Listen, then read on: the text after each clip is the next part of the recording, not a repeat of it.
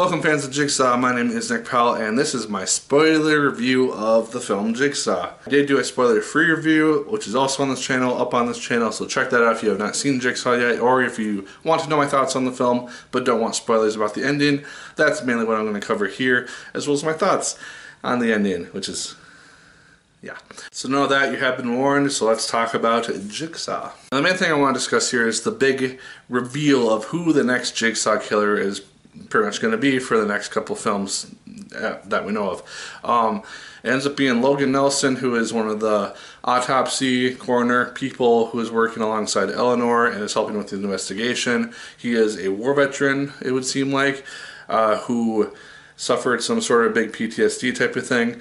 He ended up being in one of Jigsaw's games when he did not wake up and was not fully able to participate in the initial start of the game. Jigsaw took pity on him after he got cut up by the razor blades and made him his other secret apprentice. And this is something which bugs me a little bit. Unless they're going to just really well explain it in the next couple movies, it doesn't really make that much sense. Because if you've seen the other 7 films, I'm going to spoil those 2 probably, you'll know that alongside Jigsaw, John Kramer, we also had Detective Hoffman and Amanda. They were his 2 apprentices, his 2 cohorts, along with Jill Tuck, his wife, or ex-wife, and they basically helped him put on these traps, get the victims, and do all these crazy things. When John ended up being killed in Saw 3/4, then Hoffman took over the operation. And then when we get to Saw 5 through 7, we have Hoffman taking over the operation until he's taken down by Dr. Gordon after he kills Jill. And so it doesn't really make a lot of sense, because unless they had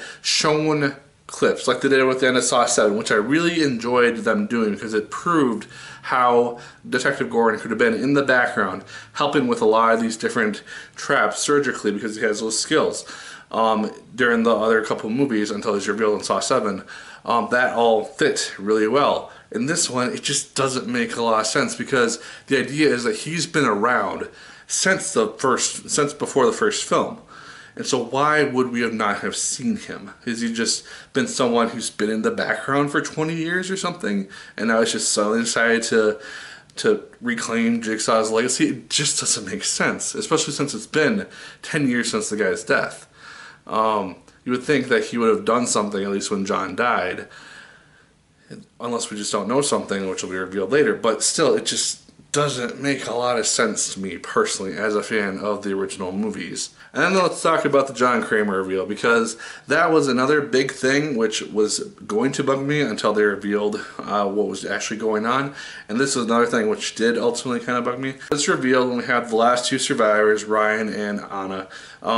They are trained up on opposite ends of the room, and we have John Kramer reveal himself, take off the hood. Oh hey, he's alive. How the fuck is he alive? Because he had his neck slit open in Saw 3. We saw the autopsy done. We saw the tape recorder get pulled out of his stomach. He is dead. He is gone. And yet here he is, alive and well. How the hell is that a thing? Yet it is revealed that this game took place 10 years in the past, before the events of this movie. And yet, we still have bodies popping up throughout the city.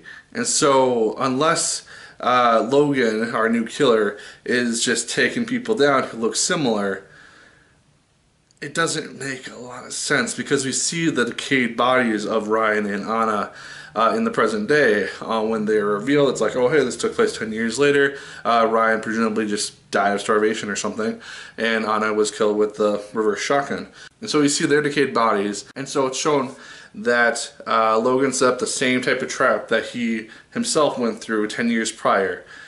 So were there just 3 people then, technically? Or how does that all work? Because technically there should still be 2 people, or else the game doesn't work or match up. That's bugging me. So there's a lot of holes, as far as I can tell at least. Maybe I need to watch the film again, maybe it makes sense then.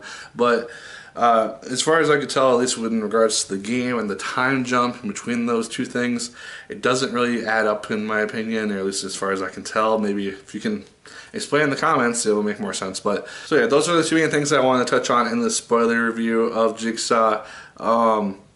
Is both the idea that Logan Nelson is now going to be our killer, supposedly, and how the ultimate game that played out through the movie ended up being. Because that just doesn't really make a lot of sense to me, personally. But maybe I'm just forgetting something. Let me know your thoughts in the comments below. Did you like Jigsaw? Let me know your spoilery thoughts of it in the comments. And as always, my people, my name is Nick Pell, and once again, keep on watching.